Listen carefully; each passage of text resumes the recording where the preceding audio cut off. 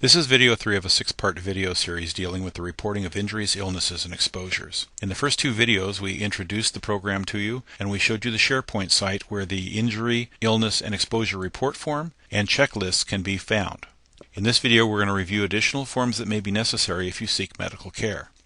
The common denominator for all reporting is Form 200.17H, the Employee Injury, Illness, and Exposure Report Form. This form is accessible in SharePoint. This form needs to be filled out legibly and completely any time an injury, an illness, or an exposure occurs.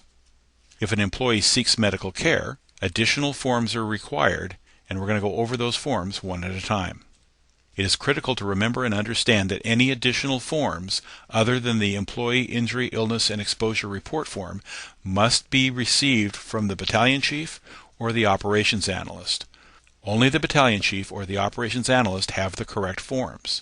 If you find forms in an old file cabinet, reserve fire engine, if you find forms in a staff vehicle, they are not the correct forms. Only the forms in the packet provided by the battalion chief or the operations analyst are the correct forms to use if you're seeking medical care. So Form 200.17H is the form that would be used if an employee wanted to do a record-only report. If the employee seeks medical care, Form 200.17H needs to be filled out, and in addition, the following forms will be required. One of the key forms in the packet provided by the battalion chief or the operations analyst is the SIF-2 form, the Self-Insurer Accident Report. This is a 4-part form that's used for any injury, illness, or exposure for which you are seeking medical attention. This is the first of 2 forms required to initiate time loss benefits. A separate video will address the filling out of this form in detail. Another form in the packet provided by the battalion chief or the operations analyst is the first script form. This is a form that is provided to your pharmacist and is used to fill prescriptions for your work-related injury or illness. A job analysis is provided in the packet. This is a 4-page document that details the job requirements of a firefighter.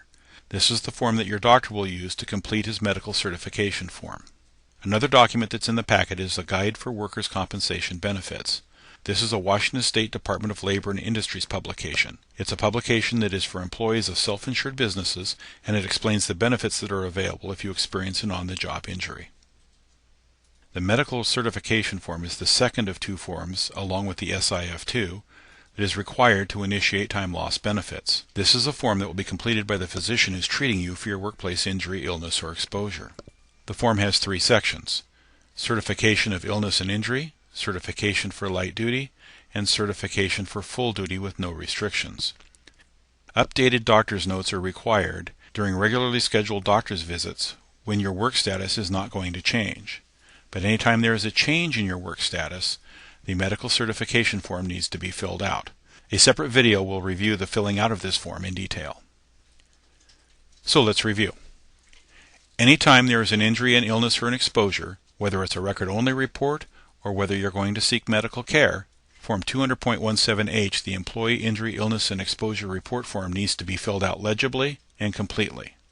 If you're seeking medical care, a packet of forms needs to be obtained from the battalion chief or the operations analyst. No other source for these forms is acceptable. The 2 forms that will be required anytime you seek medical care is the SIF-2, Self-Insurer Accident Report Form, and the Medical Certification Form. The job analysis form will be used by the doctor in filling out the medical certification form. The first script form is given to your pharmacist when you're filling prescriptions for your work-related injury or illness. The Guide to Workers' Compensation Benefits is available for your review, and updated doctor's notes are required anytime you have a regularly scheduled doctor's visit, but your work status is not going to change. In our next video, we're going to review the filling out of the SIF-2 form and the medical certification form in some detail. This concludes video 3 of the injury reporting process.